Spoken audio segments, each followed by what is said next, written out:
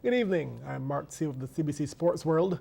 Pan America International Insurance Warrens are one win from the Goddard Enterprises Limited Women's Senior Volleyball League crown. This after sweeping Brighton's Rockets in their penultimate game last night at the Wildy Gym. Warrens are now just 1 point ahead of Flow St. Deacons, 48 points to 47, with Deacons also only having a game in hand. Now, with those two top positions waiting to be filled, third position is a done deal, with Junior Pride sealing that spot. Rockets weren't expected to be any worries for a Warrens team eyeing the prize, especially with a player like Anthesia Mason, who has eyed many a prize. Here, she neatly places the dink for the point. Then there was team defense. First, Rockets with the cross-court spike, but Lisa Austin with the dig to keep it in play, even if a free ball for Rockets.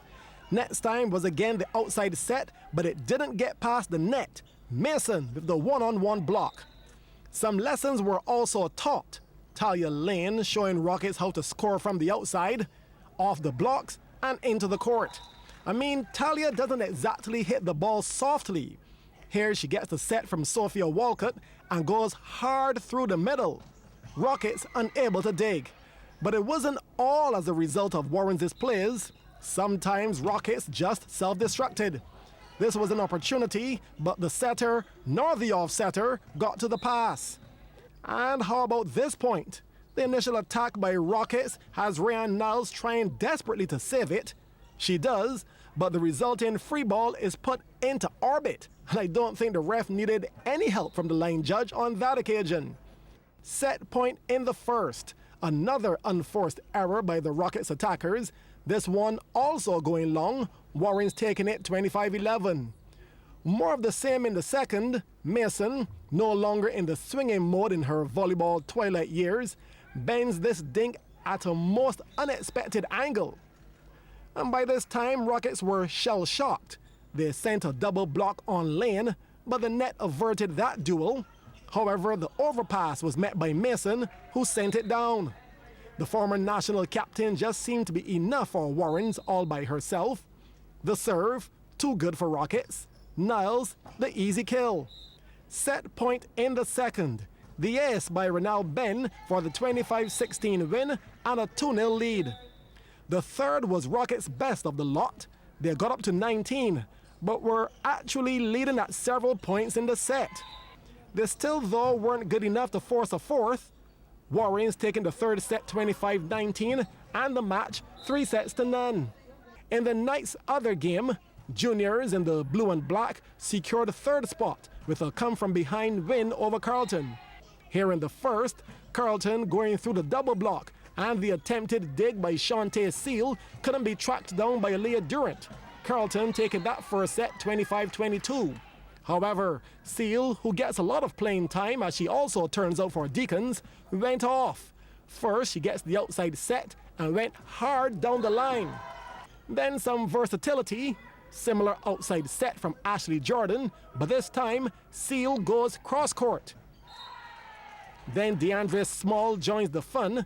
She too was used as an outside hitter and beats 4 defenders as Juniors tied it at 1 with a 25-18 second set decision.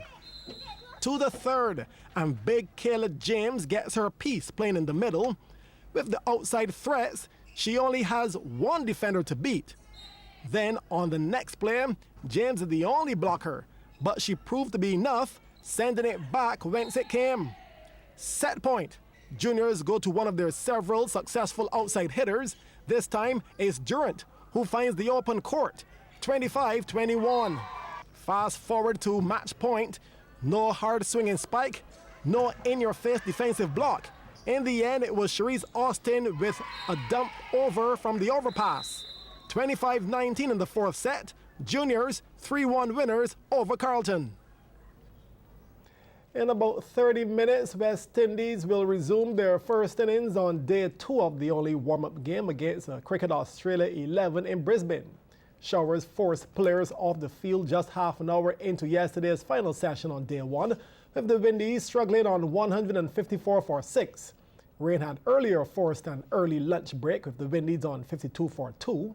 On resumption, they quickly lost 3 wickets for 17 runs before Darren Bravo and captain Jason Holder tried to steady the ship. Bravo ended the day not out on 46, while Holder struck 2 fours and a 6 in his knock of 26, dominating a 6-wicket stand of 32 before he was out. Bravo has so far put on 39 for the 7th wicket with Carlos Brathwaite, who is on 25.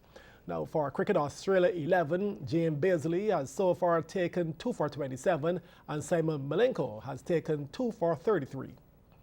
Now the Windies' upcoming 3-test series against Australia, starting next week in Hobart, seems like a tall task. What are the chances of the regional unit? CBC's Shane Jones has these views. It appears that the West Indies will be up against it. Fresh from a crippling clean sweep in Sri Lanka and with the number 2 positioned Aussies on the heels of a series victory over New Zealand, noted critics are already writing off Jason Holder's men. However, during an interview, Holder noted that he followed that series with Australia and New Zealand closely, and there were some clear weaknesses that the West Indies will seek to exploit. The Windies' batting has been shaky to say the least in recent times on overseas tours, but they will breathe a sigh of relief after Mitchell Johnson's recent retirement, as well as knowing that Mitchell Starc won't be fit to make this series. However, they still have Josh Hazlewood, who did damage here in the Caribbean earlier in the year, to deal with. The hosts will most likely turn to James Pattinson to pick up the slack. The West Indies have highlighted the Australian middle order as a perceived weakness, with a few players still yet to cement their place in that Aussie team. The plan is to put pressure on that middle order. However, they must first get through and inform David Warner and Steve Smith at the top. That's going to take some doing. Jerome Taylor and Kemar Roach must be on point if that theory is to be executed, and the fielders must take all their chances. The pitches will generally be better for batting than the ones on the subcontinent, and the Windies will be looking for Craig Brathwaite, Jermaine Blackwood, Marlon Samuels and Darren Bravo to do the bulk of the scoring. The Aussies have players that can take away a game in a session or even an hour. The regional unit will have to concentrate for longer periods of time if they are to even consider drawing a test down under, furthermore winning one. Thank you very much, Shane. On now to football, Christchurch Foundation and St. Leonard's boys will contest the final of this year's Coca-Cola Secondary Schools Knockout Tournament. CBC's Sean Green reports on some of the semi-final action from the BFA AstroTurf. Kicking things off is the first semi-final between Harrison College and the Foundation in the black and yellow, and it's collected by Deshaun Trent, who applies a smart right finish, and 1-0 to Foundation. Another long pass from the midfield is brought down by Trent with a nice first touch. He takes the defender with him, beats his man, then curls it into the net with a sweet right foot drive. Keeper stood no chance, Foundation 2-0.